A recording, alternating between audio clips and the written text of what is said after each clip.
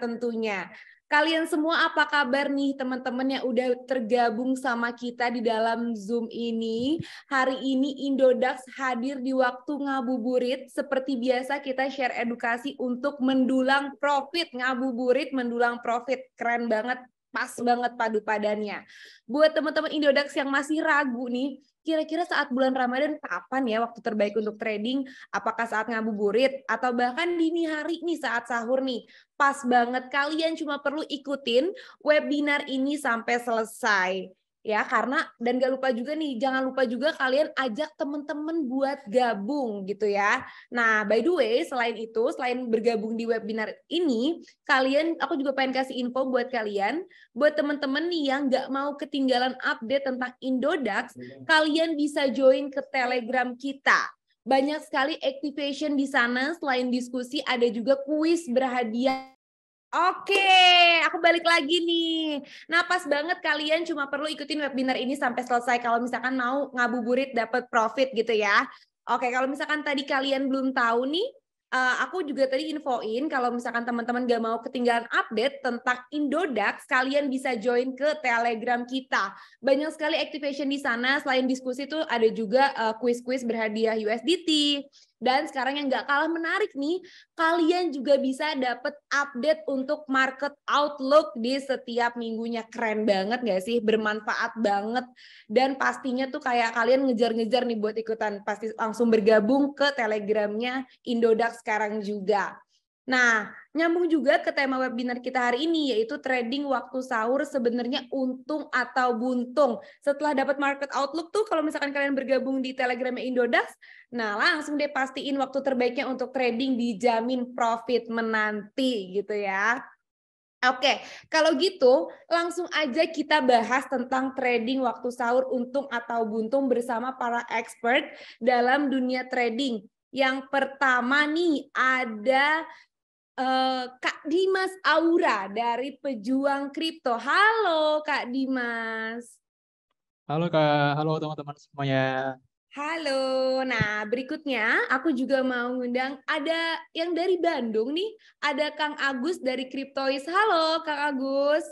Halo Mbak, dan halo semuanya. Salam kenal semuanya. Saya Agus dari Oke. Cryptis. Nah, selain itu juga kalau tadi kan ada para trader gitu ya, yang emang expert di dalam bidangnya, di dalam dunia trading gitu. Nah, tapi selain itu kita juga butuh perspektif berkaitan dengan fundamental. Maka dari itu kita udah undang juga jurnalis dari media Bain Crypto, ada yang paling cantik Kak Lin Wang. Halo Kak Lin. Halo Faye, halo teman-teman member Indodax semuanya. Selamat sore. Halo kakak-kakak semuanya. Kak Yoga, halo. Apa Halo. kabar nih kakak-kakak semuanya nih? Halo semua, salam kenal. Iya, Kakak-kakak halo, semua apa baik, kabar? baik. Baik ya?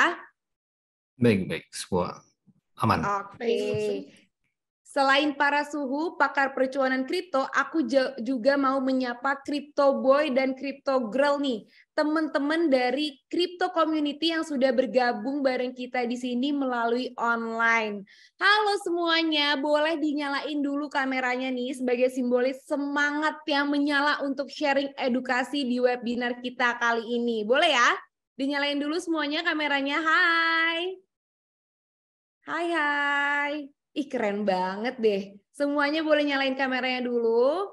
Oke, aku lanjut ya. Kalau tadi ada para narsum nih yang udah jawab kabarnya sehat ya. Tapi aku mau tanya nih kakak semua. Kabar aset kriptonya nih gimana nih? Apakah sehat dan menghijau juga nih? By the way kan Bitcoin nih sekarang lagi bener-bener ada di fase tertingginya ya. Ada di 29.000 gitu ya. Aku mau dari Kak Yoga dulu nih. Gimana nih asetnya nih Kak Yoga nih? Alhamdulillah aman sejauh ini, Faye. Karena memang lagi bulan sih untuk bulan-bulan ini. Gitu sih. Oke, aman ya. Berarti menghijau lah ya. Menghijau, Alhamdulillah. Oke deh. Kalau dari Kang Agus gimana nih Kang Agus nih? Apa kabar Kang Agus aset kriptonya? Apakah menghijau dengan subur atau gimana nih Kang Agus nih? Iya, tentu kalau kita berinvestasi dari saat winter kemarin ya, penurunan kemarin, tentu justru kita mendapatkan keuntungan sekarang. Jadi penurunan harga itu nggak selalu menjadi sebuah ketakutan sebenarnya, bisa menjadi sebuah opportunity kita gitu. Tergantung cara kita melihat situasi itu seperti apa gitu. Jadi ya kondisi aset lumayan oke lah. Oke, berarti pinter-pinternya kita ya, cara ngelihat marketnya kayak gimana gitu, pergerakannya gitu ya, Kang Agus Betul, ya. betul. Oke deh. Kalau dari Kak Dimas nih, Kak Dimas. Kak Dimas belum di unmute suaranya, sorry. Nah, oke. Tadi Oke. nggak bisa ke unmute, Kak.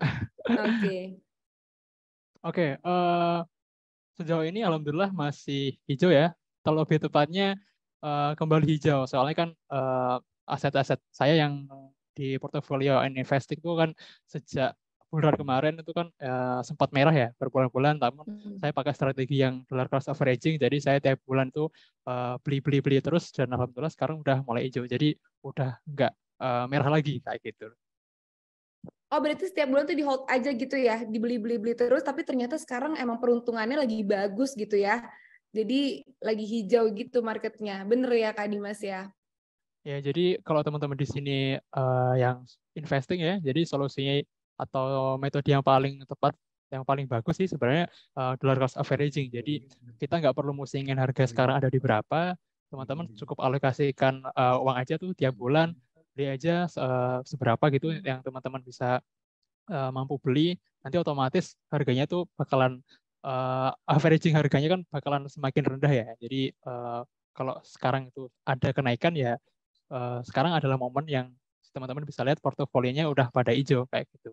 Karena kan averaging price-nya lebih rendah gitu daripada kalau kita beli langsung saat bulan tahun kemarin gitu sih, Kak.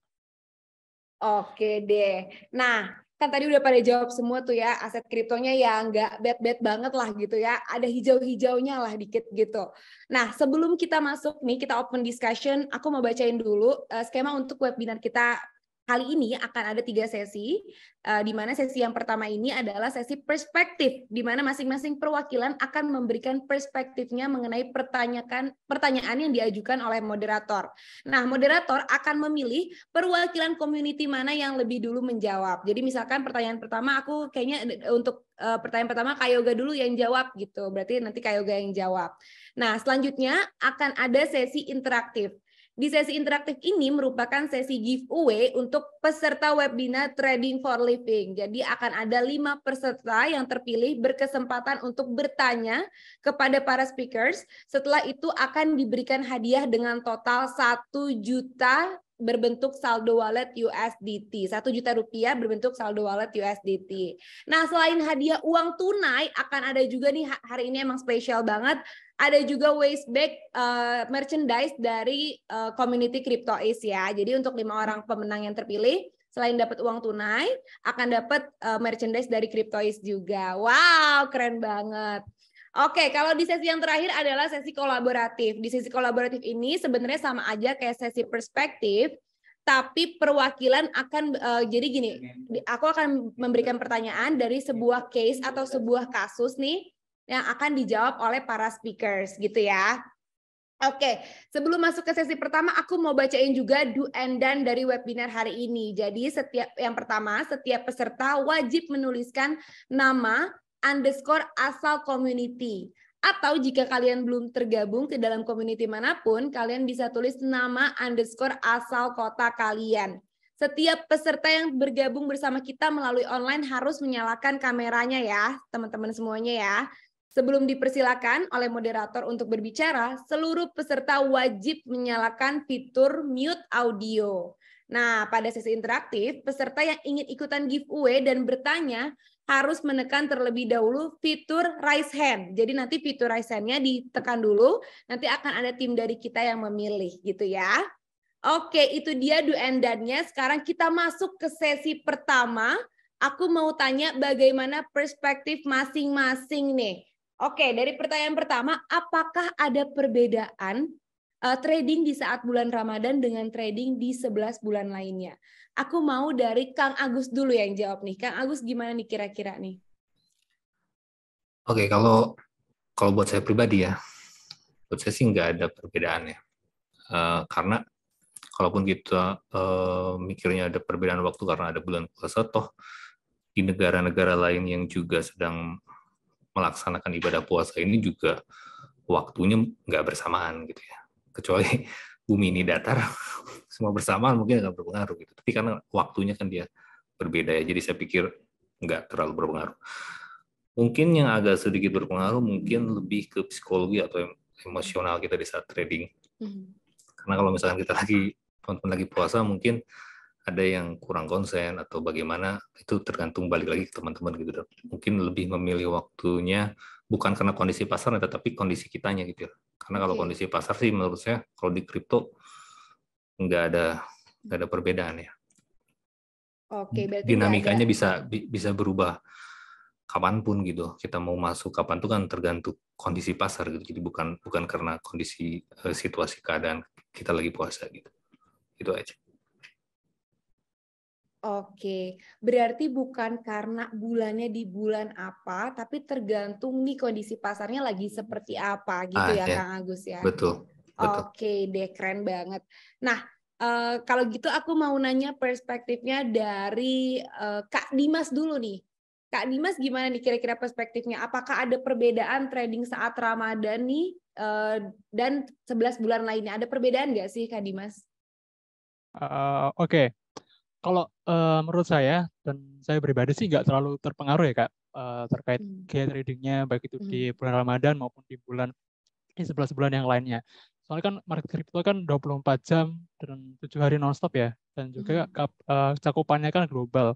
Jadi nggak cuma terbatas ke negara-negara yang melaksanakan ibadah puasa aja. Gitu. Jadi kalau menurut saya nggak terlalu terpengaruh. Jadi kalau saya sendiri sih asalkan pada saat itu ada momen untuk beli ataupun jual, ya saat itu kita lakukan eksekusi kayak gitu sih Kak. Jadi nggak terlalu terpengaruh sebenarnya. Oke, berarti kita tinggal tunggu momennya tuh kapan kita harus jual dan kapan kita harus beli gitu ya, Kak Dimas ya. Benar. Kalau gitu aku mau tanya Crypto Boy nih community specialistnya Indodax nih kira-kira gimana sih Kak Yoga perspektifnya? Apakah ada perbedaan? Kan kalau tadi Kang Agus jawab nggak ada perbedaannya. Yang penting cara kita baca marketnya aja kayak gimana. Terus Kak Dimas juga hampir sama Kang Agus. Tapi kalau dari Kak Yoga mungkin punya perspektif sendiri. Apakah ada perbedaan trading saat Ramadan dan di 11 bulan lainnya ada nggak sih Kak Yoga? Tetap sama, Faye. Karena memang market kripto kan 24 jam.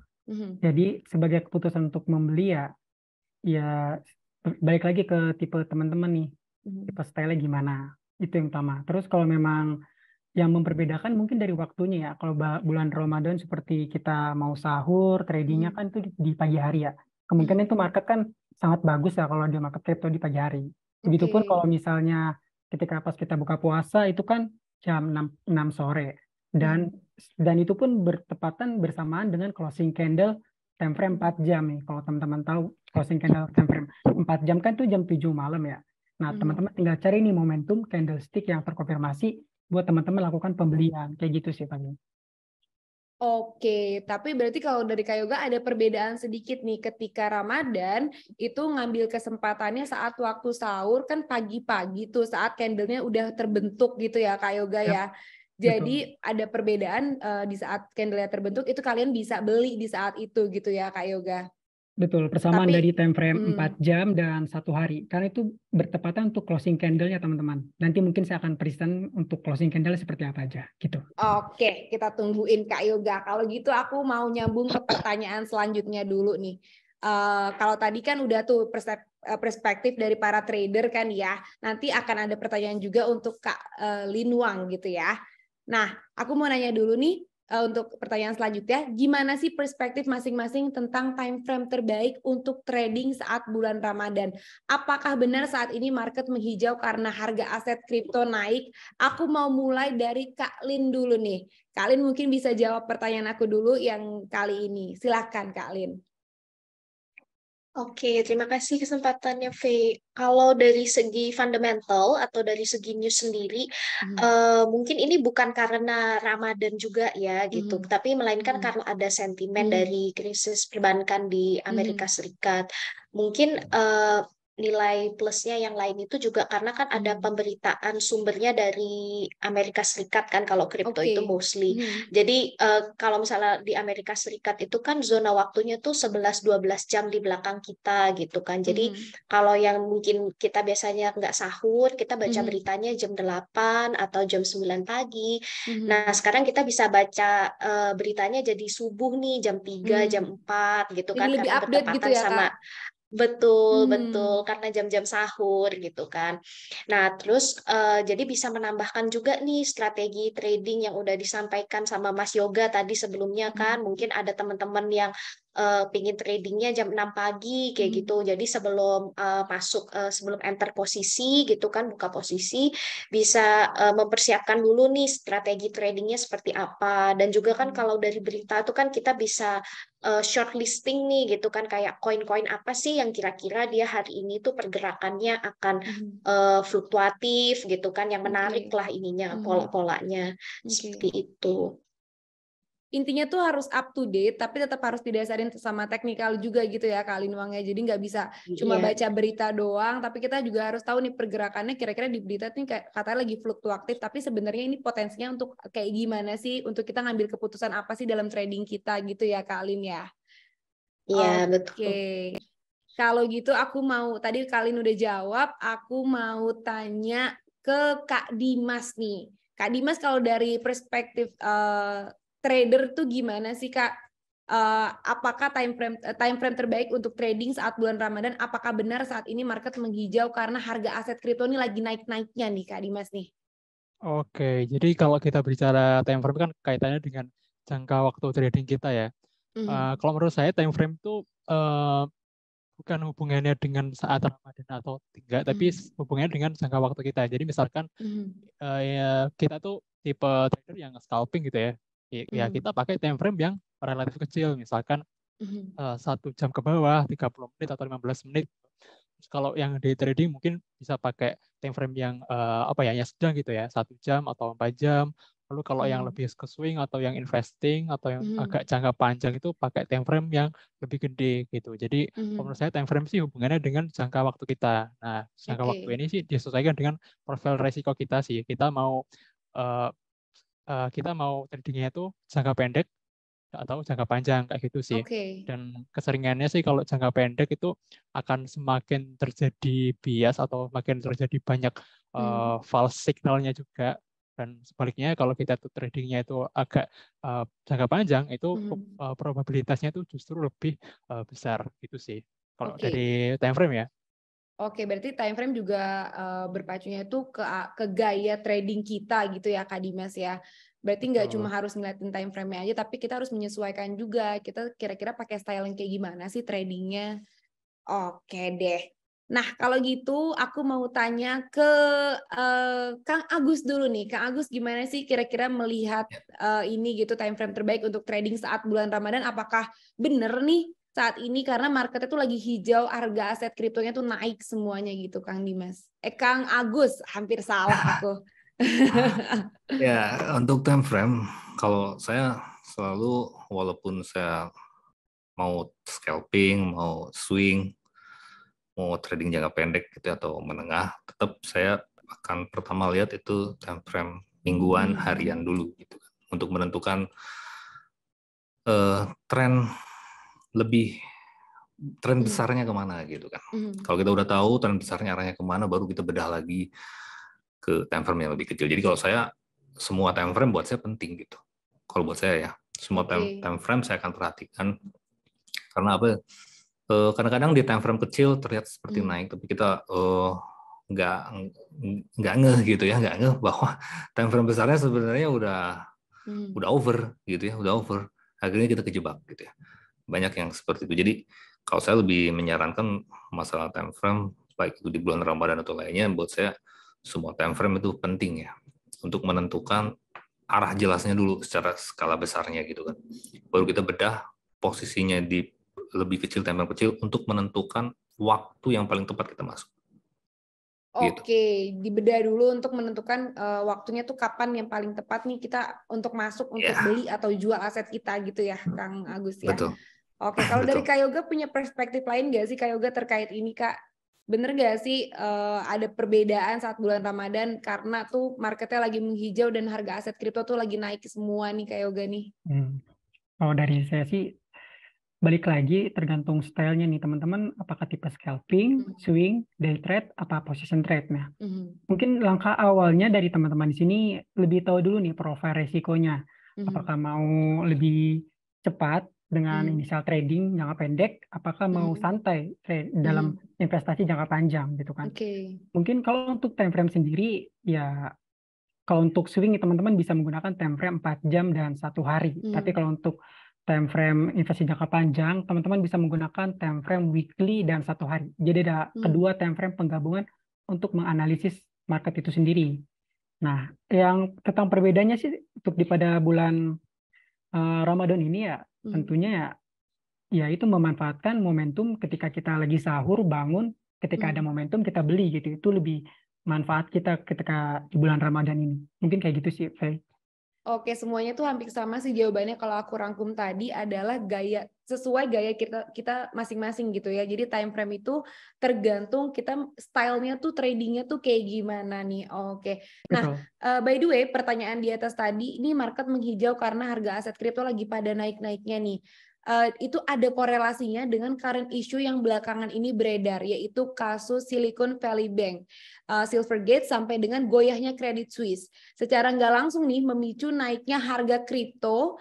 Kalau dari pandangan Kak Linwang, aku pengen tanya dulu perspektif dari jurnalis yang concern di blockchain dan turunannya. Gimana nih Kak menanggapi hal ini nih Kak? Apakah benar karena kasus tersebut sehingga itu yang membuat kripto tuh marketnya jadi hijau, terus harga-harga aset kripto tuh jadi naik kayak tadi Bitcoin sampai 29.000 gitu Kak? Gimana Kak menanggapinya? Oke, ini tadi kan aku juga sempat singgung di sebelumnya, di jawaban sebelumnya, memang kan kalau belakangan ini mungkin teman-teman member Indodex juga udah pada baca bahwa di Amerika Serikat ini sekarang sedang ada krisis di sektor perbankannya. Nah, adanya krisis ini tuh memicu kekhawatiran bagi para investor. Nah, ini tuh tercermin juga dalam angka setoran bank di US yang turun drastis. Selain itu juga sekitar 2 minggu yang lalu, The Fed itu menyuntikkan likuiditas sekitar 297 miliar USD yang akhirnya itu kan menaikkan balance-nya mereka kan, neracanya mereka. Nah, kalau dalam dunia ekonomi kita tuh kan kenal ada yang namanya quantitative tightening atau pengetatan kuantitatif QT, ada juga quantitative easing atau pelonggaran kuantitatif atau QE. Nah, selama beberapa waktu terakhir ini kan The Fed itu gencar nih naikin suku bunga gitu kan. Nah, itu bisa kita anggap sebagai pengetatan kuantitatif nih. Tapi dengan mereka menyuntikkan likuiditas yang hampir 300 miliar USD itu kan akhirnya kontradiktif kan dengan pengetatan kuantitatif ini. Itu kan malah justru menunjukkan mereka tuh sedang QE gitu. Nah, gelagat The Fed yang seperti itu ini tuh pernah dijumpai di tahun 2008 sehingga akhirnya para investor ini mungkin agak sedikit takut juga gitu kan, khawatir bahwa krisis yang di tahun 2008 itu bisa terjadi kembali gitu. Nah, pada akhirnya mereka pun mencari nih apa sih aset-aset yang sekiranya bisa membantu mereka untuk lindung nilai. Mereka mulai tuh mengatur ulang portfolionya, ada yang lari ke emas, ada yang lari ke real estate atau properti, terus ada juga yang melirik Bitcoin gitu. Nah, karena banyak yang beli Bitcoin, harganya Bitcoin pun akhirnya terapresiasi dan teman-teman member Indodex juga pasti udah inget kan kalau Bitcoin itu beda dengan mata uang fiat yang supply-nya bisa ditambah-tambahin sendiri, dikurang-kurangin sendiri. Kalau Bitcoin kan kita fix ya, pokoknya 21 juta BTC gitu, nggak bisa dikurangin, nggak bisa ditambah. Gitu. Makanya Bitcoin ini juga dianggap sebagai salah satu aset lindung nilai yang sekiranya bisa survive kalau terjadi krisis seperti tahun 2008. Gitu. Oke deh, berarti tuh dari kasus tersebut tuh ada banget hubungannya, ada banget korelasinya, bahkan tuh panjang banget ya sampai SVB tadi gitu ya Kak. Kayak sambungannya tuh panjang banget. Oke deh. Nah, karena kasus SVB tadi itu saat ini nih kan Bitcoin tadi kayak yang kita sebut tuh nge-pump tuh harganya. Kalau menurut tanggapan dari para trader nih gimana nih menanggapi ini? Dari Kak Yoga dulu mungkin boleh jawab, Kak. Ya, menanggapinya ya. Sebenarnya sih bukan ini ya, dari penggabungan dari fundamental dan teknikal. Kalau dari teknikal sendiri sebagai trader saya sendiri ya paling memang momentumnya ini memang akan menuju kenaikan menuju antara harga 31 atau enggak sampai 40.000 harga Bitcoin itu sendiri. Tapi dibantu dengan news juga, dan memang kasusnya kan seperti SBV ini kan udah isunya kan ketangkep ya, tapi malah market naik. Mungkin hanya berpotensi untuk si yang punya aset itu sendiri, seperti SBV itunya juga gitu yang berpengaruhnya, tapi nggak semua altcoin yang ikut terburuk juga gitu. Jadi hanya koin-koin tertentu saja yang memang bersangkut pada isu tersebut, kayak gitu sih. Oke, jadi nggak itu bukan berarti semuanya jadi jelek gitu ya fundamentalnya ya, Kak. Oke. Kalau dari Kak Dimas setuju nggak nih Kak Dimas nih? Gimana Kak pendapatnya? Oke. Terkait sentimen yang membuat harga Bitcoin itu sekarang lagi naik ya, kalau menurut saya ini cukup positif juga ya, karena kan ya kita udah lama nggak melihat pergerakan Bitcoin yang cukup tinggi seperti sekarang ya. Cuma kalau dari perspektif trader sih trader ya itu nggak terlalu apa ya, kalau trader sih nggak terlalu mentingin berita apa yang lagi happening, karena kalau fokusnya adalah trader ya, kalau fokusnya adalah trader kan melihat pola-pola yang tercermin dalam chartnya. Kalau emang pada saat itu tuh ada momen yang bagus, misalkan sekarang kan lagi naik, itu kan berarti dia lagi menembus resisten-resistennya ya. Nah kalau kan pada dasarnya kalau resisten tertembus kan dia bakalan berusaha nyari resisten selanjutnya. Nah pada saat itulah seorang trader itu ambil posisi kayak gitu sih. Jadi kalau dari perspektif trader, kalau emang pada saat itu ada momen bagus, entah itu lagi beritanya apa ya, kalau mau open position ya oke-oke aja sih, gitu sih. Asalkan udah memperhitungkan resiko-resikonya ya, stop loss-nya di mana, take profit-nya di mana, gitu sih. Berarti lebih ke ngeliatin arah tren, terus ngeliatin candlestick-nya gitu ya Kak Dimas ya, bukan lebih ke ngeliatin fundamental news-nya ya Kak. Oke, itu kalau yang trader ya. Kalau yang trader. Kalau Kak Dimas sendiri gimana Kak? Masih lihat news Kak atau emang ya sesuai yang tadi Kak Dimas ceritain, kalau misalkan trader tuh biasanya nggak terlalu peduli sama news fundamentalnya. Gimana Kak Dimas? Kalau saya pribadi sebenarnya dua-duanya concern juga sih. Saya lihat fundamental juga, berarti juga. Karena kan saya kan membagi portofolionya jadi dua ya. Ada yang trader, ada yang investing kayak gitu sih. Jadi kalau momennya bagus ya masukin ke investing juga gitu. Jadi mantau juga sih sebenarnya. Oke, keren. Kalau dari Kang Agus tanggapannya gimana nih Kang Agus nih? Terkait Bitcoin nge-pump terus mempengaruhi harga koin-koin yang lain juga ikut naik, gimana nih Kang?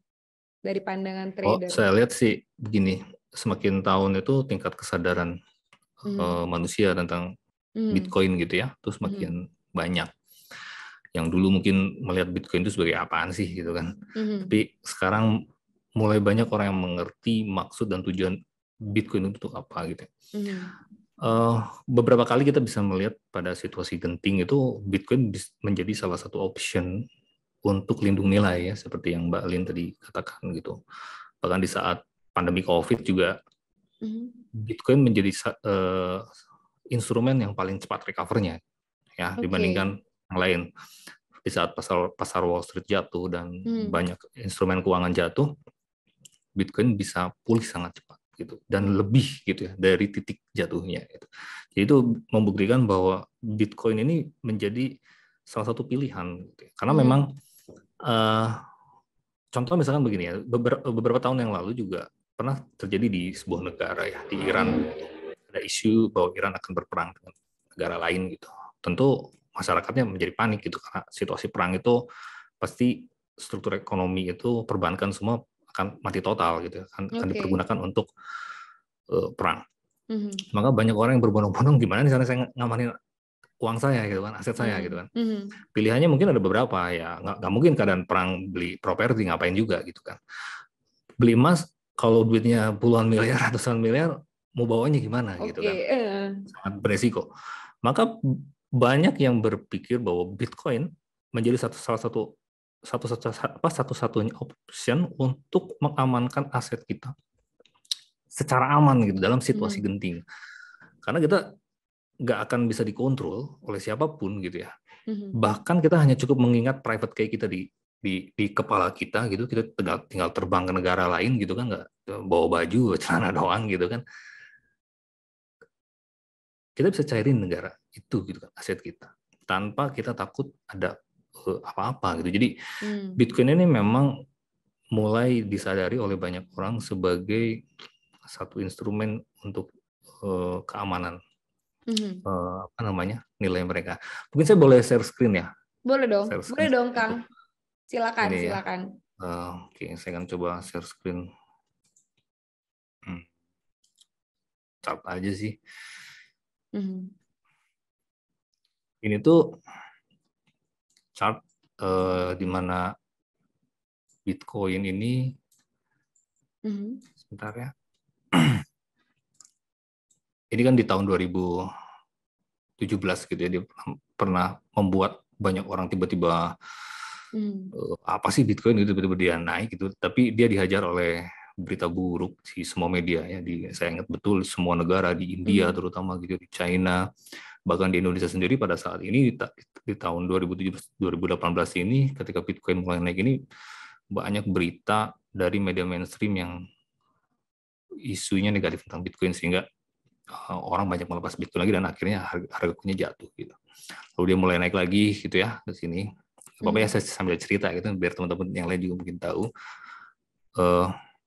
Dan ini nih yang saya garis bawahi ya. Ini saat COVID pandemi, saat Wall Street jatuh, Bitcoin juga ikut jatuh ya. Dan ini dalam satu candle mingguan ini panjang banget gitu. Ini benar-benar bikin orang panik. Semua orang bilang bahwa Bitcoin akan berhenti, Bitcoin akan nggak ada lagi gitu ya. Karena penurunannya dalam kalau nggak salah 1 hari apa 2 hari itu di atas 40% gitu ya Bitcoin doang. Maka membuat semua altcoin itu jatuh semuanya COVID ini. Tapi kita bisa lihat dalam kurun waktu dari bulan Maret ya, Maret, April, Mei gitu ya. Itu bisa balik lagi ya ke harga awal dan malah menjadi, dan ini saat pandemi ya. Ini kenaikan ini tuh saat pandemi, PSBB di mana-mana gitu. Artinya Bitcoin ini menjadi salah satu option di saat situasi genting lah menurut saya. Selain untuk investasi ya.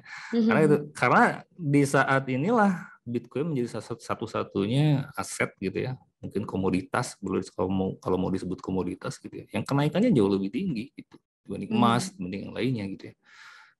Recover dia membesar. Nah, jadi dia bisa mempertanggungjawabkan gitu ya Kang Agus ya. Dia jadi bertahan karena ada fungsi ya, fungsi dan teknologi di belakangnya. Cuman saya mau menggarisbawahi dua lingkaran orange yang saya buat ini, titik penurunan di saat tahun 2018 dan saat terjadi COVID. Kalau kita sambungin ya ini kemarin titik terendah setelah dia ATH itu harga tertinggi dia turun.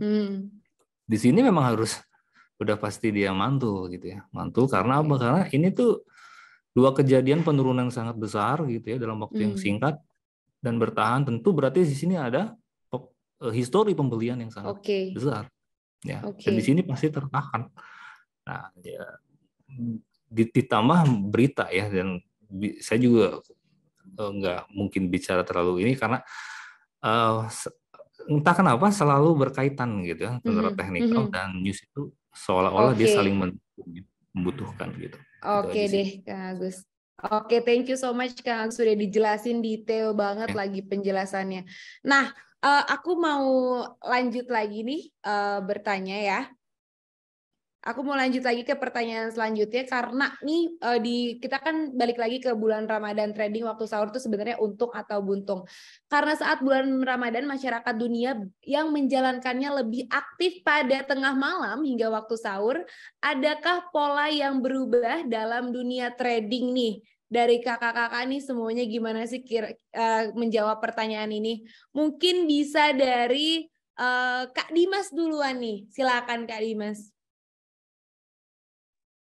Oke Kak, mungkin seperti tadi yang udah disampaikan ya, dari gaya tradingnya itu mungkin nggak terlalu berbeda dari bulan-bulan selanjutnya. Cuma kalau kita bicara terkait pola-pola yang ada di market atau kebiasaan-kebiasaan di market, ini sebenarnya ada gambar yang pengen aku coba share screen nih Kak, kalau diperbolehkan nih. Oke, Boleh, aku silakan, coba silakan. share screen bentar ya. Nah, udah terlihat kah, teman-teman? Belum. Nah, udah nih, udah kelihatan nih Kak Dimas nih. Oke. Oh, ada ini market Asia, Eropa, dan US ya, Kak Dimas ya. Oke, ya, jadi kalau pola-pola di market itu nggak dipengaruhi dari kita itu lagi Ramadan atau enggaknya. Cuma kalau menurut saya, berdasarkan data-data ini, berdasarkan yang saya riset juga, market kripto tuh cenderung lebih mengikuti gaya market forex juga ya. Karena kan kalau forex kan cakupannya juga sama-sama global, sama-sama 24 jam, cuma sedikit perbedaannya adalah kalau market forex itu 5 hari dalam seminggu, kalau kripto kan full non-stop gitu ya. Jadi persamaannya itu ada dari sesi-sesinya ini. Jadi ada 3 sesi besar dalam perdagangan dunia ya, yaitu ada Asia, Eropa, ada US atau Amerika. Kalau Asia itu dari jam 7 pagi sampai jam 4 sore, kalau Eropa itu jam 2 sore sampai jam 11 malam, kalau Amerika itu jam 8 malam sampai jam 5 pagi. Nah, ini kalau di chart-nya teman-teman bisa lihat nih, ini kalau sesi Asia itu dibagi dari kotak yang warna orange, kalau sesi Eropa itu ada di kotak yang warna hijau. Lalu kalau di warna biru ini adalah mewakili dari sesi Amerikanya. Nah, teman-teman bisa lihat nih dari pola-pola yang udah aku sampaikan di sini, kecenderungan kalau di market Asia itu tuh harganya itu lebih sideways ya. Baru tuh harganya itu pergerakannya cenderung nggak kemana-mana gitu ya, cuma di situ-situ aja. Nah, berbeda kalau kita udah masuki market Eropa ataupun New York gitu ya, ataupun US maksud saya, itu harganya lebih fluktuatif atau bisa lebih tiba-tiba bergeraknya, naik gitu ya, Mas. benar, lebih jauh gitu pergerakannya. Jadi pola-polanya kalau menurut saya yang jadi patokan sih, kalau saya pribadi ya, itu adalah dari sesi-sesi market dunia ini sih. Jadi ini juga bisa teman-teman sesuaikan dengan style trading teman-teman. Kalau misalkan teman-teman itu lebih suka trading di market yang sideways agar bisa TikTok atas bawah gitu, teman-teman bisa cocok di market Asia ya, yaitu antara jam 7 sampai jam 4 sore. Kalau teman-teman itu lebih suka market yang fluktuatif atau teman-teman yang suka strategi buy on breakout, itu mungkin bisa cocok di market Eropa ataupun US ya, karena kan lebih berfluktuatif gitu ya. Dan ini juga cocok untuk teman-teman yang pakai strategi follow the trend juga. Termasuk saya pribadi lebih suka buy on breakout ya. Jadi lebih mengikuti kalau harganya itu tembus resisten ya kita beli kayak gitu sih. Jadi pola-polanya kalau menurut saya sih lebih ke sesi-sesi perdagangan dunia ini sih, Kak. Di dunia itu ya. Berarti itu ada jam-jamnya, dan tadi yang aku tangkap itu adalah kalau misalkan kita mau ngikutin kapan time frame terbaiknya, itu tetap aja sesuai dengan style tradingnya masing-masing gitu ya, Kak ya. Dan kalian bisa beli, misalkan kalian bisa beli itu terserah kalian di area yang mana yang lebih suka. Misalkan tadi ada TikTok dari sideways atau kayak gimana gitu ya, Kak Dimas ya. Iya, dan juga tadi kelupaan, tadi kan bahasanya terkait trading pada saat sahur ya. Sahur itu jam berapa sih? Jam 3 kan, Kak ya? Jam 3 sampai jam 4 gitulah. Itu kan tepatnya di jam US ya, di jam US nih. Tapi bisa kita lihat nih, kan jam US kan jam 8 malam sampai jam 5 pagi. Itu kan berarti di jam-jam sahur itu udah jam-jam yang akhir sesi US-nya. Jadi mungkin kalau teman-teman itu pakai beli yang pakai strategi buy and breakout, lalu belinya di saat sahur tuh justru kalau menurut saya itu kurang cocok gitu ya. Jadi justru kalau teman-teman itu belinya adalah atau strateginya itu buy on breakout ataupun suka yang volatilitas, justru waktu yang tepat adalah di waktu-waktu sekarang ini nih, yaitu sekarang kan waktu gitu. Eropa, benar, lagi waktunya ngabuburit, itu justru waktu yang tepat sih kalau menurut saya kalau mau pakai beli dengan strategi buy on breakout atau teman-teman suka dengan harga yang lebih berfluktuatif ya, karena kan pembukaan waktu Eropa dan sampai malam juga harganya nanti bakalan berfluktuatif. Itu sih, Kak. Oke, berarti ini tadi udah langsung dikasih tipsnya nih sama Kak Dimas nih. Thank you banget nih Kak Dimas nih. Oke, aku mau lanjut lagi nanya ke Kak Yoga nih, Kak Yoga. gimana sih Kak Yoga menanggapi ini? Karena kan di bulan Ramadan kan masyarakat dunia kayak yang tadi aku sebutin menjalankan ibadah ini lebih aktif pada tengah malam hingga waktu sahur. Adakah pola yang berubah dalam dunia trading atau malah enggak kayak biasa aja gitu? Gimana Kak Yoga? Oke, kalau untuk pola yang berubah sih ya tergantung itu market sendiri sih. Kalau misalnya teman-teman tahu kayak trennya apakah naik, ataukah turun, apakah sideways gitu kan.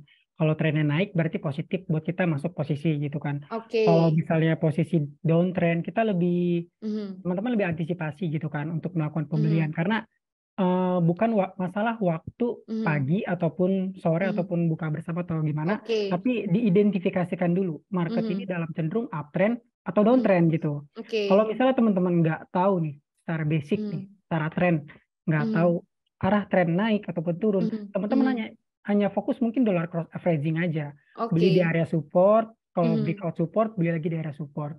Jadi ya yang terpenting untuk mengatasi market baik untuk beli atau tidak itu kita cari tahu trennya dulu. Kurang lebih seperti itu sih Faye. Oke deh. Kalau tanggapan dari Kak Linwang gimana nih Kak menanggapi ini Kak? Dari fundamentalnya, dari newsnya yang beredar itu gimana sih Kak? Kalau misalnya kita bicara lebih aktif pas tengah malam atau sahur atau pola yang berubah itu sih sebenarnya kayak yang tadi juga disampaikan sama Mas Dimas, kan market kripto itu sendiri kan 24 jam setiap hari gitu. Dan tadi juga Mas Agus juga sampein gitu kan, even negara-negara lain yang juga menjalankan ibadah puasa kan belum tentu mereka time zone-nya sama seperti Indonesia gitu. Jadi kalau misalnya kita bicara trading kripto dalam skala global itu mungkin tidak terlalu terasa perbedaannya, tapi mungkin kalau kita bicara dengan scope yang lebih sempit, misalnya kayak di Indonesia aja gitu ya, itu mungkin akan tercermin lah perbedaannya gitu kan. Oke. Kalau dari Kang Agus sendiri gimana nih Kang Agus nih menanggapi ini? Kalau saya sih nggak ada yang berubah ya selama bulan Ramadan gitu. Kayak yang tadi dari tadi disebutin Kang Agus ya, kalau misalkan itu sesuai dari gaya tradingnya lagi gitu ya. Jadi kalau misalkan time frame-nya nggak ada yang berubah, oke. Kita melihatnya kan kondisi pasar sama kondisi kita gitu ya. Mungkin belum ada yang membahas tadi kondisi diri kita gitu. Jadi kalau buat saya trading itu bukan hanya melihat kondisi market, tetapi melihat kondisi kita gitu ya. Pelakunya ini kan. Ibaratnya supirnya gitu kan. Kondisi kita lagi bagus nggak secara psikologi. Kondisi kita lagi bagus nggak secara mental gitu ya. Ini penting banget ya, karena buat saya trading atau investasi itu seni di dalam mengendalikan diri gitu ya. Maka butuh psikologi yang baik. Jadi kalau Anda sedang patah hati, ya, Anda sedang stres gitu ya, jangan trade. Karena apa? Kan kita bermain keputusan, benar nggak? Kita tuh trading itu kan mengambil keputusan. Untuk menghasilkan keputusan yang punya kualitas yang baik, tentu butuh psikologi yang baik, emosional yang baik. Jadi ya harus nyaman gitu secara pikiran, hati, jiwa gitu. Itu aja sih. Jadi saya hanya akan masuk pasar ketika kondisi pasar bagus, kapanpun waktunya gitu ya, dan ketika kondisi psikologi saya sedang bagus. Gitu. Oke deh. Kalau misalkan kita lagi galau, gimana sih bisa ngambil keputusan yang tepat, ya nggak sih Kang? Iya, kebawa emosi nanti ya kan, all in. Bahaya juga. Ya ada nangisnya nangis galau sama nangis kalah trading gitu. Ya. Buat saya teknikal itu cuma 10%. Karena bisa dipelajari gitu ya. Tapi psikologi itu 90%. Ini bisa saya kasih contoh nih ya. Boleh nih agak sedikit panjang ya. Misalkan Anda trade 1 juta minus 10%. Cuman 100.000. Gua hold gitu kan. Karena nilainya menurut Anda cuma 100.000. Tapi gimana ketika Anda masuk dalam perdagangan nilainya 100 juta misalkan. Minusnya 10% itu udah 10 juta. Apakah kualitas keputusan Anda itu sama? Ya, sesuai dengan kondisi pasar, atau Anda masih dipengaruhi oleh nilai gitu ya. Ketakutan di situ. Nah, ini penting gitu ya. Harusnya kan keputusannya harusnya sama ya. Kualitas keputusannya loh ya, melihat analisis kita harusnya kualitas keputusannya sama. Tetapi karena psikologi kita belum siap dengan itu atau kondisi kita sedang buruk, makanya nggak boleh trading atau investasi itu menggunakan uang yang berupa kebutuhan pokok gitu ya, yang sampai uang beras gitu kan, biaya sekolah anak gitu kan. Anda pakai itu karena kan benar-benar sangat mengganggu psikologi. Jadi buat saya trading itu seni dalam mengendalikan diri, jadi butuh psikologi yang baik. Trading seni dalam mengendalikan diri nih. Quotes of the day dari Mas Agus Cryptois. Oke, deh. Langsung kalau gitu kita langsung ke pertanyaan selanjutnya ya. Backstory ini mungkin untuk pemula nih banyak yang belum tahu kakak-kakak semua kenapa sih trading harus ada waktu-waktunya. Bukannya kita tinggal beli atau jual aja ya. Sebenarnya tuh akan berpengaruh seperti apa saat kita nggak taat nih sama waktu trading nih. Konsekuensinya tuh akan kayak gimana sih? Boleh dari Kak Yoga dulu nih. Aku emang dari tadi pengen nanya Kak Yoga terus. Dari Kak Yoga boleh coba dijelasin tolong Kak Yoga. Untuk time frame ya, mungkin Yoga mau tap Dior ya teman-teman, disclaimer terkait dengan time frame trading dan closing candlestick buat teman-teman bisa tahu. Terlihat gambarnya, Faye? Ya, terlihat Kak Yoga, terlihat. Teman-teman, mungkin kita lebih bicara tentang gimana cara kita membeli ya, atau strategis entry yang sebenarnya, yang belum diketahui oleh para trader ya. Nah, jadi teman-teman, dua konfirmasi candlestick itu ada dua. Yang pertama yaitu bullish engulfing dan Marufuji bullish. Nah, ketika candle closing, contoh time frame 1 hari ya teman-teman. Teman-teman bisa pakai chart lalu pilih time frame 1 hari. Ketika candle engulfing ini yang dimana body yang merah ini lebih kecil dari body yang engulfing ini. Nah, ini merupakan potensi signal market itu akan naik, tapi dengan catatan ini berada di area support. Kita dasar dulu ke sideways support dulu. Nah, teman-teman bisa melakukan pembelian itu di shadow-nya antara 80 hingga 90%. Ibaratkan ini tuh body panjang 1 hingga 100, teman-teman bisa entry shadow-nya aja 80 hingga 90% kayak gitu. I see.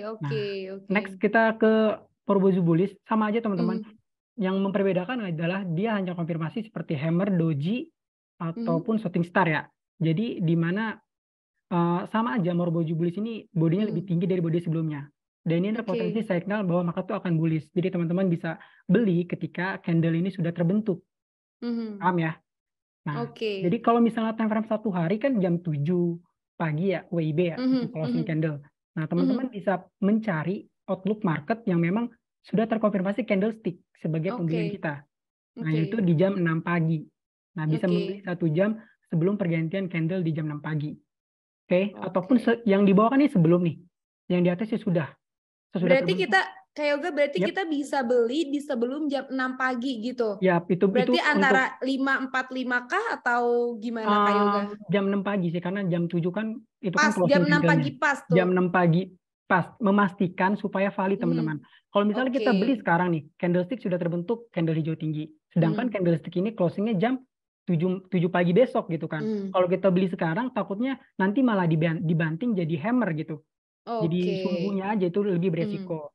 Jadi teman-teman lebih better untuk menentukan pembelian itu yaitu memanfaatkan closing candlestick kayak gitu. Kalau untuk time frame 1 hari. Nah, kalau untuk time frame 4 jam, teman-teman tahu ya time frame 4 jam itu mungkin saya jelasin dari jam 3 sore, jam 7 malam, jam 11 malam dan seterusnya. Nah, kalau misalnya contoh jam 7 malam nih ya. Nah, teman-teman bisa melakukan pembelian 30 menit sebelum candlestick itu terbentuk. Jadi jam 18.30. Ya, kayak gitu. Nah, mungkin kita next slide. Wait. Nah, ini juga kalau untuk stop loss mungkin ya.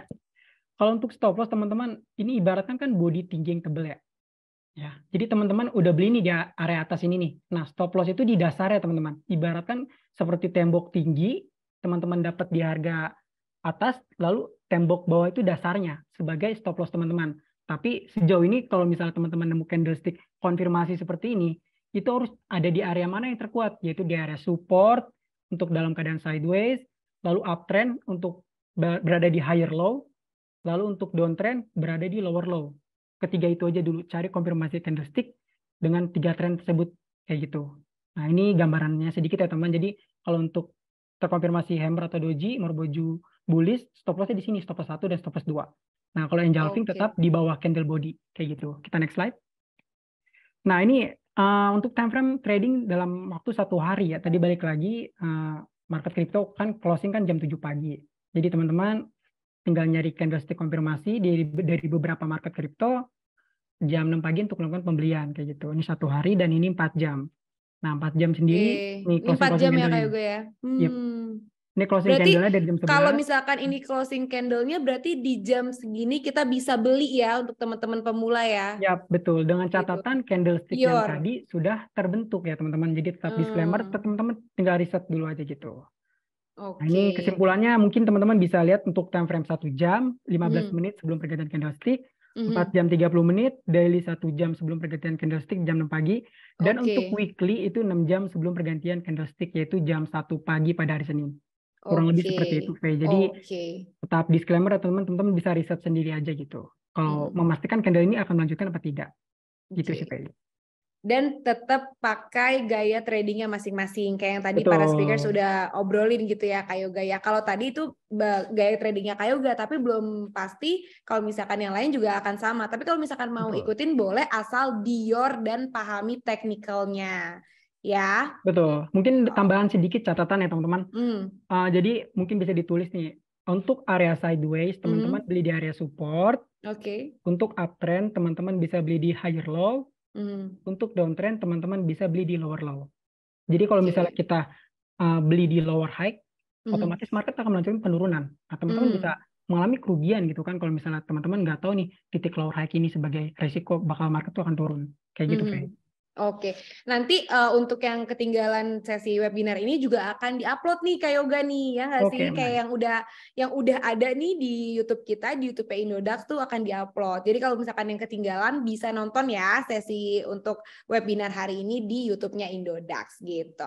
Oke, kalau tadi Kak Yoga udah jawab tuh tentang time frame-nya sampai ada slide-nya lengkap banget. Aku sekarang mau tanya ke Kak Dimas dulu nih. Kak Dimas gimana nih Kak Dimas nih? Apakah kalau misalkan kita trading tuh harus ada waktu-waktunya tuh kenapa? Dan sebenarnya akan berpengaruh seperti apa kalau kita nggak taat nih sama waktu dalam trading nih? Konsekuensinya akan kayak gimana sih Kak Dimas? Yuk monggo dijawab Kak. Oke. Apakah harus trading kita tuh harus disesuaikan dengan sesi-sesi market tersebut ya?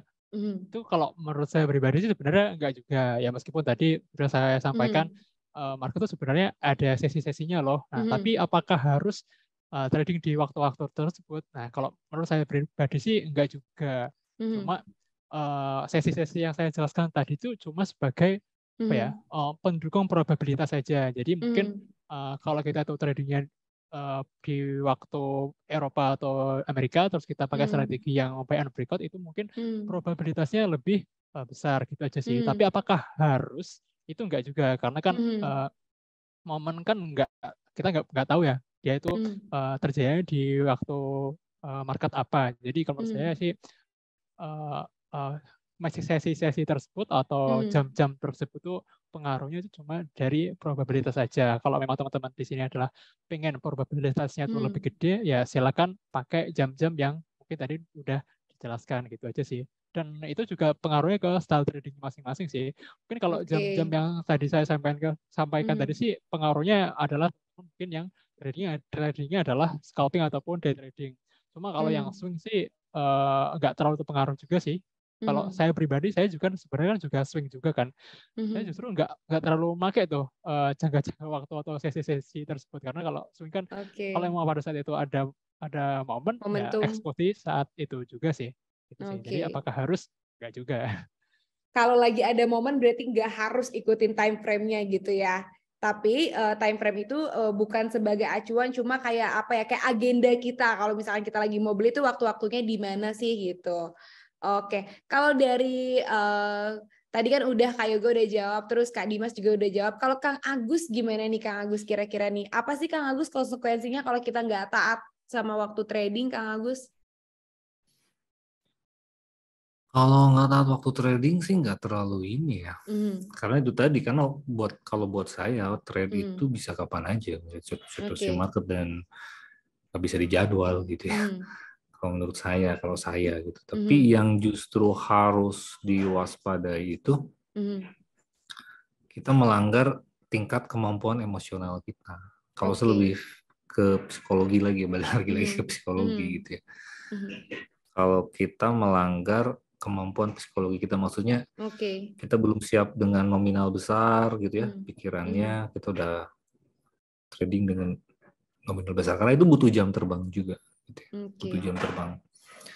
Jadi lebih ke disiplin diri gitu ya, lebih ke disiplin diri, manajemen resiko, manajemen keuangannya gitu ya.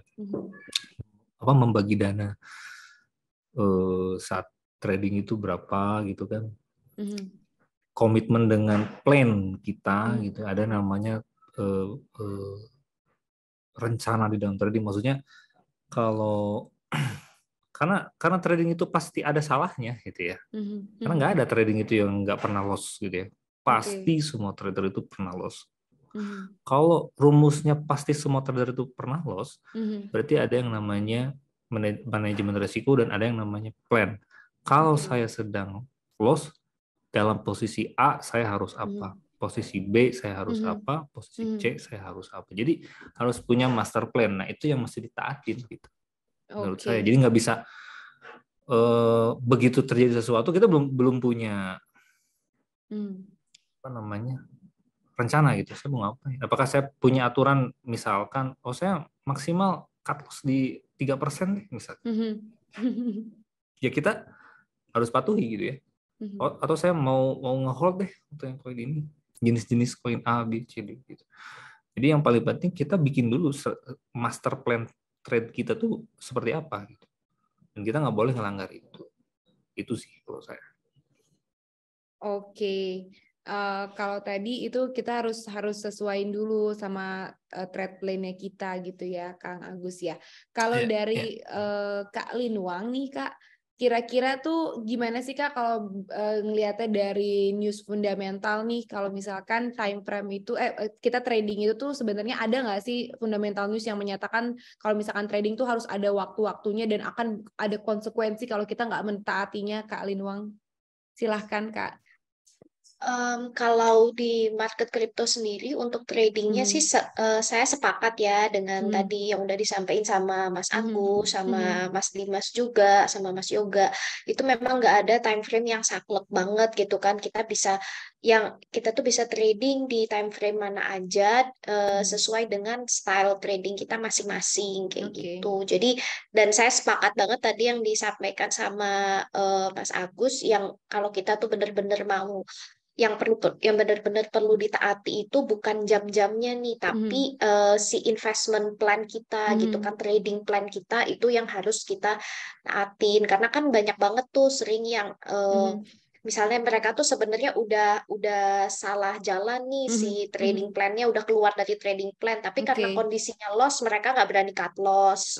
Nah itu kan ujung-ujungnya kan jadi downward spiral lagi kan, karena loss-nya jadi lebih banyak kayak Bener, gitu. Setuju Kak. Oke deh. Nah, keren-keren banget nih jawaban dari speakers kita semuanya. Sampai nggak kerasa, kita udah selesai di sesi pertama kita, yaitu sesi perspektif. Nah, dari tadi nih kakak-kakak speaker semuanya, itu kesimpulan yang aku ambil adalah trading saat sahur itu untung atau buntung itu sebenarnya nggak bisa dilihat dari momennya, misalkan momen Ramadan, apakah orang-orang bangun di saat dari jam 12 sampai jam 2, itu nggak bisa, tapi semuanya itu tergantung trade plan kita masing-masing dan style untuk trading kita masing-masing.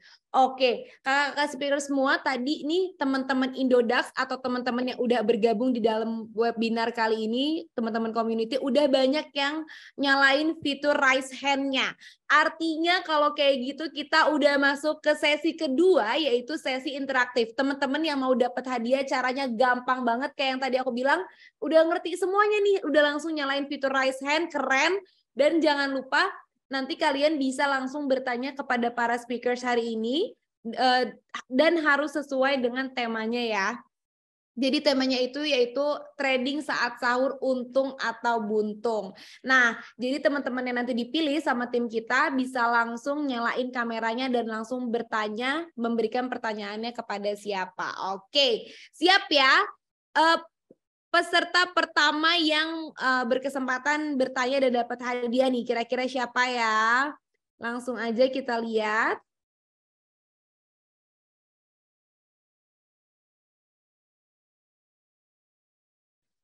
Oke, Mas Vicky. Oke, kita tunggu ini Mas Vicky. Sebentar ya. Kayaknya lagi mempersiapkan pertanyaannya nih. Kepada Kak Yoga. Oke, untuk Kak Yoga, apa nih kira-kira pertanyaannya Kak Vicky? Ya, pertanyaannya ini. Jenis investasi apa saja yang tersedia dalam trading saat sahur? Berapa modal yang harus dipersiapkan? Oke. Maksudnya ini jenis investasinya apakah ke koin kripto atau gimana nih, Kak Vicky nih? Iya. Oke. Saham atau reksadana atau lainnya. Oh, oke. Mungkin dari Kak Yoga bisa bantu jawab, Kak, dari karena Kak Yoga mainnya di kripto, mungkin Kak Yoga bisa bantu jawab, kan tadi pertanyaannya adalah soal investasi kan saat Ramadan. Silakan dijawab Kak Yoga. Oke, untuk penjawaban ya Mas Vicky ya. Mungkin lebih ke style dulu nih Mas Vicky, lebih trading atau investasi gitu. Dan kalau misalnya Mas Vicky sendiri pengen trading, berarti Mas Vicky mau ngambil keuntungan dalam jangka pendek gitu. Dan kalau punya jangka panjang berarti ke investasi. Dan modal yang dipersiapkan ya tentunya tergantung dari modal Mas Vicky nih. Uang dinginnya ada berapa gitu. Jadi jangan menggunakan uang keseluruhan atau uang kebutuhan diinvestasikan, itu lebih berbahaya. Jadi Mas Vicky lebih baik sebagai pemula ataupun memang baru terjun di invest di dunia kripto, pakai modal kecil dulu aja gitu. Jadi jangan tergerasa-gerusu gitu buat open posisi banyak, tradingnya modalnya banyak, atau apalagi ikut-ikutan gitu yang memang bagi para trader yang udah terjun duluan, udah modalnya banyak, dan kita malah tergerus terbawa gitu. Jadi baiknya Mas Vicky pakai modal kecil dulu, tentukan dulu style dan profil resiko Mas Vicky, cocok nggak di dunia kripto kayak gitu. Oke. Aku rangkum ya, jadi tadi jawabannya Kak Yoga itu untuk trading kripto atau untuk berinvestasi di kripto, di aset digital kripto, itu harus paham dulu nih Mas Vicky nih tentang fundamentalnya, tentang analitikalnya, tentang teknikalnya, itu harus dipahami dulu. Nah, kalau misalkan sebagai pemula, tadi Kak Yoga kasih suggest kalau misalkan kita bermodal yang kecil aja dulu, biar kita psikologisnya tetap terjaga gitu ya Kak Yoga ya? Iya, betul. Oke, udah jelas ya Mas Vicky ya? Oke, kalau gitu Fe ucapin selamat sekali lagi untuk Mas Vicky karena berhak mendapatkan Rp200.000 berbentuk saldo wallet USDT dan juga merchandise berupa Westbag dari community CryptoIs. Selamat Mas sekali lagi. Oke, nah nanti nih Mas Vicky bisa langsung tulis di kolom chat untuk pengiriman hadiahnya akan ada tim Indodax yang menghubungi kalian via DM Gmeet ya. Jadi jangan lupa cek DM-nya dan kirimkan nama, username, dan email Indodax serta alamat tempat tinggal gitu ya Kak. Nanti tinggal dicek aja nih di DM-nya, terus nanti akan ada tim kita yang menghubungi. Oke, langsung ya. Aku langsung pilih peserta kedua nih, kira-kira ada siapa ya? Oke, yang udah raise hand ada Dito Putra. Halo Mas Dito Putra. Halo Kak. Halo.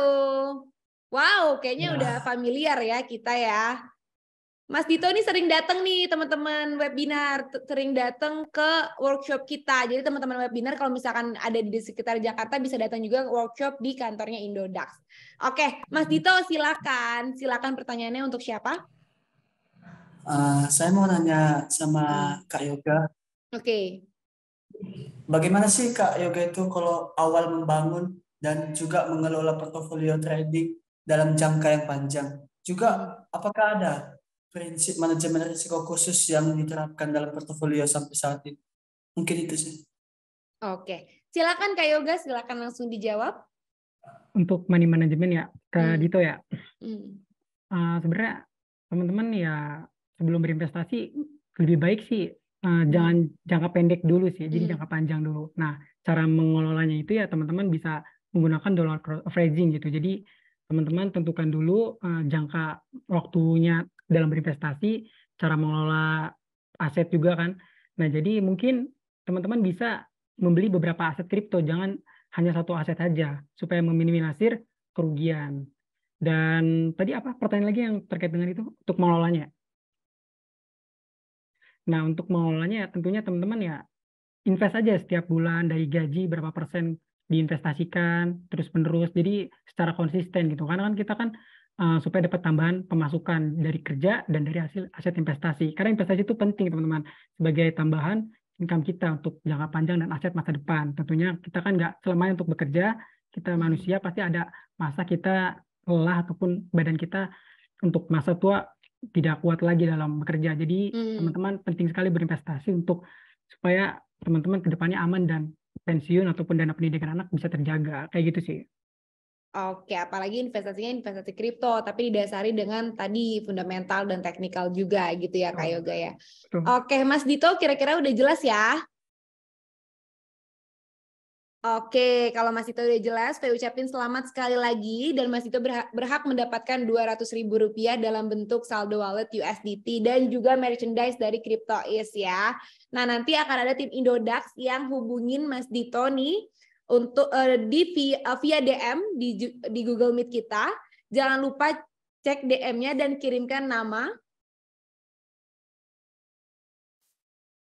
Oke, via Zoom. Di DM Zoom kita, jangan lupa cek DM-nya dan kirimkan nama, username dan email Indodax serta alamat tempat tinggal kalian ya. Jadi nanti tungguin aja chatnya dari teman-teman Indodax, dari timnya Indodax. Oke, kalau gitu kita langsung aja ke peserta yang ketiga yang berkesempatan bertanya nih. Oke, ada yang udah menyalakan fitur raise hand-nya, ada Eli Agatha. Halo Eli Agatha. Halo juga. Halo, ternyata cewek ini crypto girl berarti. Oke, Kakak Eli Agatha mau bertanya ke siapa nih kira-kira? Saya mau tanya sama Kak Yoga. Oke, silakan. Kak Yoga, ini kalau misalkan kita mau bermain trading nih, ada baiknya apakah kita memulai dalam beberapa aset atau hanya satu aset atau fokus hanya satu aset saja? Dan jika kita memilih beberapa aset, apakah ada resikonya atau tidak? Oke, baik Kak Eli Agatha ya. Lebih baik untuk pemula lebih diverifikasi ya. Jadi beli beberapa aset yang berpotensial. Contohnya misalnya dari fundamentalnya positif, berarti kita secara konsisten membeli aset itu secara terus-menerus, gitu kan. Dan tadi apa? Maaf, sesudah itu? Ya, kalau misalkan kita memilih beberapa aset, bagaimana cara untuk kita meminimalisir resiko tersebut? Oke, tentunya di investasi kan pasti ada rugi dan ada untung ya. Itu balik lagi ke situ. Dan untuk meminimalisir tentunya ya balik lagi lebih baik kita tahu dulu, belajar dulu nih, apakah market kripto ini dalam keadaan bullish atau bearish gitu. Karena kalau misalnya kita mau untung, jelas kita beli ketika market bullish dong, kayak gitu. Dan mungkin kalau misalnya meminimalisir, salah satunya ya tinggal beli ketika lagi koreksi, beli lagi di area support, koreksi lagi, beli di area support, kayak gitu. Jadi memang tergantung keputusan sih dari investasinya dalam jangka panjang apakah pendek. Lebih baik jangka panjang dulu aja. Karena memang kripto ini kan belum tentu cocok dari masih orang-orang gitu kan, karena terlalu high risk. Kayak gitu sih Kak Elia kata.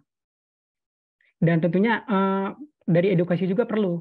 Dari pembelajaran fundamental, dari follow-follow akun media sosial terkait dengan kripto, terupdate dari teknikal juga, dari gabung-gabung komunitas itu perlu terupdate. Jadi banyakin relasi aja supaya teman-teman terupdate juga gitu, supaya tetap growth dalam belajar investasi. Karena investasi itu penting banget supaya teman-teman bisa aman secara finansial di jangka panjang, kayak gitu. Tapi tetap nih investasinya disesuaikan dulu dengan profil resiko masing-masing, kayak gitu. Tuh, balik lagi kan, bener kan Kak Eli, balik lagi harus disesuaikan juga dengan profil resikonya masing-masing, terus kuasai fundamental dan teknikalnya. Nah, udah jelas ya Kak Eli ya? Oke, kalau udah jelas, saya ucapin selamat sekali lagi untuk Kak Eli berhak mendapatkan Rp200.000 berbentuk saldo wallet USDT dan juga merchandise berupa waste bag dari community-nya Cryptoiz. Nah, nanti akan ada tim dari Indodax yang ngechat via Zoom chat. Jangan lupa nanti kirimin nama, username, dan email Indodax serta alamat tempat tinggal kamu. Oke, untuk peserta yang selanjutnya yaitu peserta yang keempat. Karena tadi Kak Yoga fansnya udah banyak banget nih yang nanya nih, kalau boleh bertanyanya selain ke Kak Yoga ya, ke speaker-speakers yang lain ya. Oke, langsung aja keempat nih, aku udah liatin sih dari tadi nih orangnya udah ada Muhammad Ilham nih. Ayo silakan, halo Kak Muhammad Ilham. Halo Mbak, selamat sore. Sore, mau bertanya ke siapa nih Kak Ilham nih? Ke Kak Yoga Mbak ya? Kak Yoga tadi kan fansnya udah banyak banget nih. Boleh ke Kak Bagas aja. Buat ke Kak Bagas. Kak Bagas? Adanya Kak Dimas. Oh, Kak Dimas. Boleh. Saking semangatnya nih. Ya. Oke, silahkan pertanyaannya ke Saya mau Kak bertanya Dimas. Mbak. Ya. Mau bertanya, time frame apa yang paling sesuai digunakan oleh trader pada price action? Oke. Silakan Kak Dimas, silakan langsung dijawab. Time frame apa nih yang paling cocok pada saat price action nih Kak Dimas nih? Oke. Kalau time frame mana yang paling cocok untuk price action, sebenarnya semua time frame itu sebenarnya bisa juga ya kita analisa pakai metode price action. Cuma menurut saya semakin besar time frame-nya itu probabilitas untuk winning rate-nya itu semakin besar. Karena kan time frame yang lebih besar kan dia mempunyai data-data yang lebih banyak ya daripada time frame yang lebih kecil. Jadi saran saya dan saya pribadi juga kalau pakai price action itu pakai time frame yang nggak terlalu kecil. Ya minimal 1 jam atau 4 jam lah. Kalau di bawah itu tuh sebenarnya bisa juga, cuma probabilitasnya agak kecil menurut pengalaman saya gitu sih Kak. Jadi semuanya sih sebenarnya bisa, cuma semakin besar time frame-nya itu bakalan semakin bagus untuk pakai metode price action ya, gitu sih. Semakin lama semakin besar time frame-nya semakin bagus tuh katanya tuh untuk Kak Ilham tuh. Jelas ya? Jelas Kak, makasih. Oke, thank you Kak Ilham. Saya ucapin selamat sekali lagi untuk Kak Ilham berhak mendapatkan Rp200.000 berbentuk saldo wallet USDT dan juga merchandise nih dari Cryptoiz nih. Nah, nanti akan ada tim dari kita yang chat di Zoom chatnya. Jangan lupa cek DM-nya dan kirimkan nama, username, dan email Indodax serta alamat tempat tinggal kamu. Oke, langsung ke peserta terakhir yang berkesempatan dapat hadiah nih. Kira-kira siapa ya? Oke, ini kayaknya aku maunya cewek lagi nih. Dan kayaknya akan bertanya ke Kak Linwang atau ke Kang Agus nih dari Cryptoiz nih. Oke, ada Kak Dwi Nurrahmat Hidayati. Halo Kak Dwi. Halo Kak. Maaf Kak, saya cowok. Oh cowok, keren. Oke deh, langsung aja Kak Dwi, silakan bertanya. Ya, sebelumnya selamat sore Kak. Iya, sore. Sore Kak. Sore Kak Dwi, silakan bertanya. Mau bertanya ke siapa? Kalau semisal trading itu ada resikonya ya Pak? Maksudnya apa resiko berinvestasi gitu ya Pak di saham? Oke. Terus adakah alternatif instrumen lain? Oke. Mungkin aku lebih mengarahkan pertanyaannya apakah ada resiko untuk berinvestasi gitu ya? Iya. Kak ya. Oke, mau bertanya ke Kak siapa? Ke Kak. Ke Kak Agus ya? Iya. Oke, langsung aja Kak Agus silahkan dijawab. Halo, sorry kalau agak berisik di sini, hujan gede banget. Tapi jelas ya suara saya? It's okay, Kang. Yes. Tentu di dalam berinvestasi itu pasti ada resiko apapun instrumen keuangannya ya, mau di saham, mau di apapun yang namanya berinvestasi, karena dia bergerak gitu ya, pasti ada resiko gitu. Maka karena ada resiko, maka kita harus membuat plan itu tadi gitu ya. Ada manajemen keuangannya, ada manajemen resikonya. Nggak boleh menggunakan uang yang untuk kebutuhan pokok gitu ya. Nah, kalau alternatif untuk investasi, ya tetap kalau saya lebih menyarankan ke cryptocurrency. Kenapa? Kalau Anda berinvestasi di instrumen lain membutuhkan modal yang lebih besar. Ya, kalau di saham, kamu beli saham minimal 1 lot berapa? Gitu. Beli properti, uangnya gelondongan juga, gitu. Beli tanah, apalagi gitu kan. Nah, di kripto justru saya melihat ini adalah kesempatan untuk warga negara Indonesia dari kalangan menengah ke atas sampai menengah ke bawah untuk mulai berinvestasi karena bisa dimulai dengan nominal kecil. Apalagi tadi saya dengar bener ya di Indodax sekarang bisa beli dengan nominal paling kecil berapa? 10.000. Bener nggak? 10.000. Betul 10.000. 10.000 artinya Betul. Kita bisa memulai berinvestasi dengan nominal kecil. Jadi justru orang-orang menengah ke bawah bisa memulai menyisihkan gitu ya sekian persen dari pendapatannya untuk berinvestasi walaupun nilainya dimulai dari kecil. Oke. Karena kita tahu kan kita di awal di konsepnya tuh selalu nabung gitu ya, nabung pangkal kaya, nabung pangkal kaya. Jadi menurut saya ini harus dirubah, investasi pangkal kaya itu. Jadi orang menengah ke bawah juga harus mulai berinvestasi.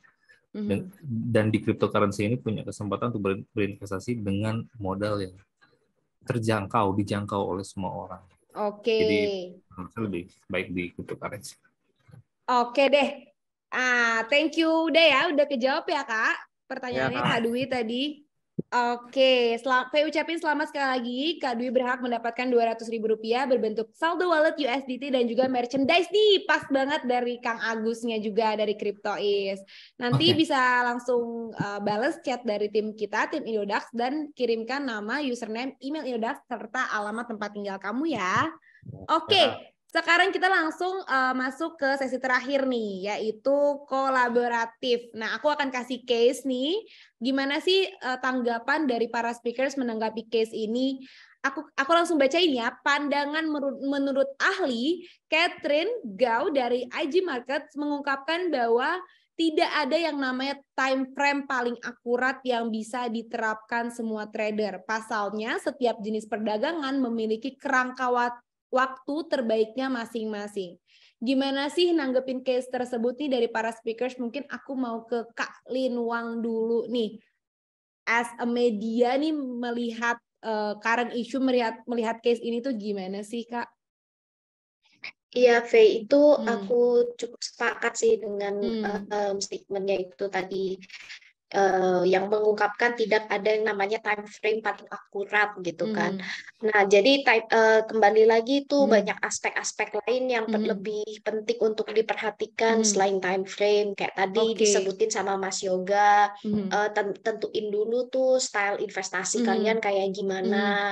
Terus juga tadi si Mas Dimas juga sempat nyampein juga kan, tentuin dulu tuh apakah kalian kepingin stylenya yang scalper, pingin yang swing trader atau yang apa. Terus tadi juga Mas Agus juga sampein gitu kan bahwa kalian juga harus perhatiin dari sisi psikologis. So time frame itu it's important but it's not the main thing gitu kan. Maksudnya ada banyak hal lain yang harus lebih jadi concern kalian untuk diperhatikan.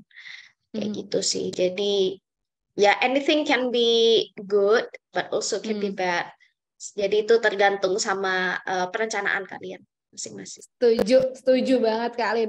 Jadi time frame itu bisa membantu kita, tapi bukan berarti harus diprioritaskan, itu harus ada juga gitu ya. Kalau sesuai momentum ketika kita harus beli ya beli aja gitu. Oke, kalau dari Kak Yoga nih nanggepin case ini nih gimana sih Kak Yoga?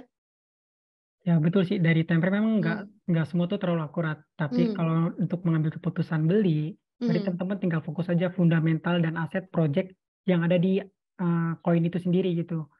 Yang terpenting ya secara konsisten lihat dulu projectnya apa. Kan mungkin pemula secara teknikal masih belum banyak tahu ya. Jadi ya cari-cari aja berita-berita yang memang koin-koin itu akan berpotensi jangka panjang tuh bagus. Mungkin itu sih sedikit lebih ke fundamental sih kalau kita nggak perlu pakai time frame. Kayak gitu sih. Oke deh, kalau nggak perlu pakai time frame berarti harus kuasain fundamentalnya, terlebih Betul. lagi fundamental news-nya gitu ya, Kak Yoga ya. Oke, kalau dari Kang Agus gimana nih Kang Agus nanggepin case ini? Tetap sama ya, time frame buat saya tuh anytime. Mau yang manapun nggak bisa ada satu patokan ya, tergantung kondisi gitu. Ya.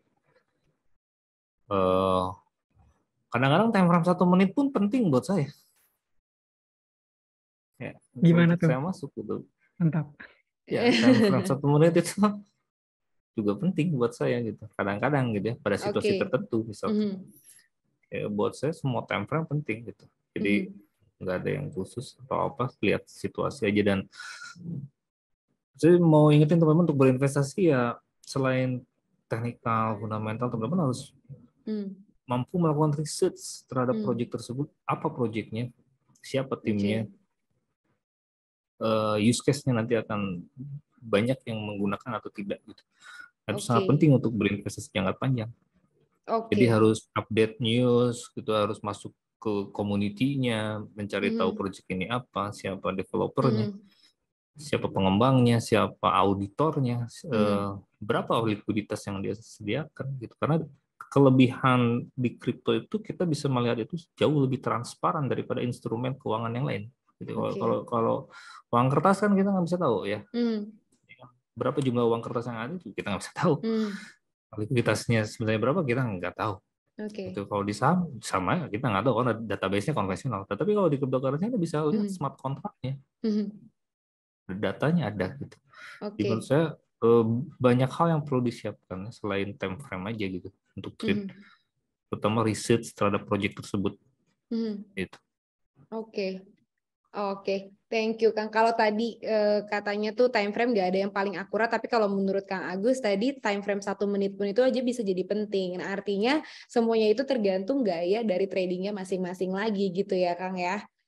Oke, kalau gitu aku mau langsung nih, last but not least ada Kak Dimas nih nanggepin case ini gimana sih Kak Dimas? Silakan. Kalau dari saya sih cukup sepakat ya seperti yang disampaikan tadi. Entah itu time frame, entah itu metode, sebenarnya itu nggak ada patokan bakunya. Karena bisa aja tuh tiap orang tuh beda-beda. Misalkan tadi Mas Agus tadi kan kalau perihal time frame, beliau memperhatikan semua time frame ya, semua time frame penting. Tapi justru kalau menurut saya, kalau saya dalam trading ya, itu tuh saya cukup pakai satu time frame aja justru. Karena kalau pakai banyak time frame, kalau menurut saya agak ribet karena agak bias gitu kan. Nah, tapi apakah yang saya pakai itu pasti benar? Apakah yang dipakai oleh Mas Agus adalah pasti benar? Tentu itu nggak ada yang bisa kayak gitu.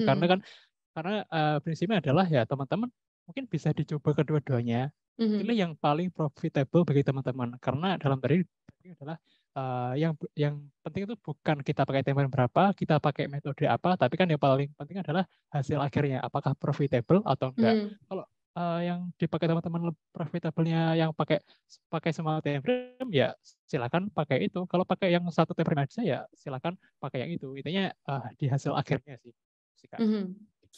Oke deh, keren banget semuanya udah jawab nih. Nah, kalau yang aku rangkum nih dari tadi semuanya tentang time frame, menurut aku tuh yang paling penting bukanlah mengetahui masa depan, melainkan mengetahui bagaimana kita harus bereaksi, harus bersikap seperti apa dengan tepat terhadap informasi yang tersedia di setiap titik waktu gitu. Jadi yang terpenting bukan time frame-nya, tapi kita bereaksinya tuh gimana sih menanggapi dari pergerakan time frame dan sebagainya gitu. Nah, teman-teman semuanya, teman-teman Indodax yang aku sayangi, nggak kerasa banget kita udah ada di penghujung webinar kali ini. Thank you so much nih untuk Kak Linwa, untuk Kang Agus, untuk Kak Dimas, dan tentunya untuk Kak Yoga juga udah bergabung dengan webinar kita Trading for Living hari ini. Nah, untuk teman-teman, saya juga mau infoin bahwa webinar kayak gini nih akan ada setiap bulannya di Indodax Academy. Jadi follow dan pantengin terus akun media sosial Indodax dan jangan lupa juga join ke Telegram kita karena kalian akan dapat banyak banget keuntungan. Selain ada kuis seru berhadiah, juga akan ada sharing edukasi dan market outlook di setiap minggunya. Yuk buruan join. Oke deh kalau gitu, kalau di sini biasanya tuh pepatah bilang tak kenal maka tak sayang. Kalau misalkan di sini tak kenal maka tak cuan. Jumat hujan pagi-pagi, jalan banjir bikin pusing. Teman-teman sampai jumpa lagi di Indodax Webinar Trading for Living. Faisenia sign out and bye. Bye. Bye. Bye semua, thank you. Thank you. Thank you. Bye, Thank you, thank Kak. you. Thank you. Thank you for coming. Thank you. Terima kasih semuanya, bye.